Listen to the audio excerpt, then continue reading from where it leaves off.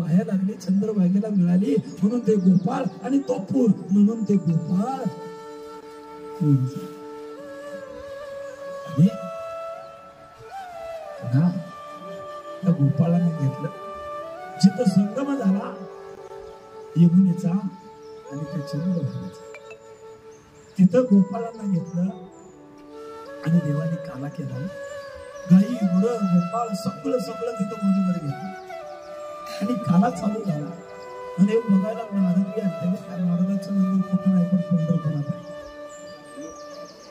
आणि नारद आले, देवा आम्हालाही घ्या ना बरोबर तुमच्या. देवाने सांगितलं नाही, तुम्हाला नाही, तुम्ही बाजूला जाऊन फक्त आम्ही काय करतो बघायचं. तुम्ही कधी जर विष्णू पदाला गेला तर दूर चंद्रभागेत एक छोटं मंदिर आहे, नारदाचं मंदिर आहे. नारद तिथं थांबले आणि हे सगळं बघत होते. आणि त्या गोपाळाने गाई गुरा समेत विष्णू भगवते असणाऱ्या कृष्ण परमात्म्यानं तिथं काला केला. आजी तुम्ही गेला ना, विष्णू पद म्हणून त्या ठिकाणी ओळखलं जातं. त्या देवाची पावलं उमटली, गायीची खुरं उमटले आणि त्या ठिकाणी हा काला केला. म्हणून वर्षात एक महिनाभर देव तिथंच असतं. इकडे पंढरपुरातलं देवळ सुन करत आणि त्या ठिकाणी देव आज तिथं काला केला. असं असणार ते पंढरपूर. आणि तिकडून त्या धुरोळ्यानं येताना माकला होता काळ्याचा पांढरा धुरोळ.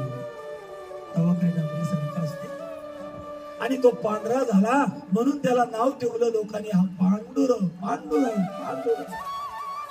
रंग झाला म्हणून तो पांडुरंग झाला. आणि पुढे असं झालं की तो तिथं थांबायचा आणि इकडं लखुबाईकडे बघायचं. तिथून ते दिसत बरं ध्यान बायकोकड आणि बाकीचं चिंतन चालू. गोपाळाला सवंगड्याला आनंद द्यायचं हे चालू. आणि हे सगळं करत असताना आणखीन एक कारण होतं. एक कारण ते सुरूच नाही, दुसरं कारण त्या सवंगड्याला गोपाळांना द्वारकेचा राजा झाल्यापासून भेटणं झालं नव्हतं. गाई गुरांना भेटणं झालं नव्हतं. त्यांना आणून प्रति गोकुळ इथं वसवायचे होते. ते दुसरं कारण.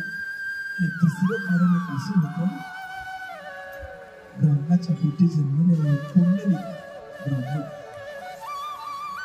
आणि त्याचं लग्न झालं आणि बायकोच्या मुलाला बाई त्यानं आई बापाला आपल्या घरात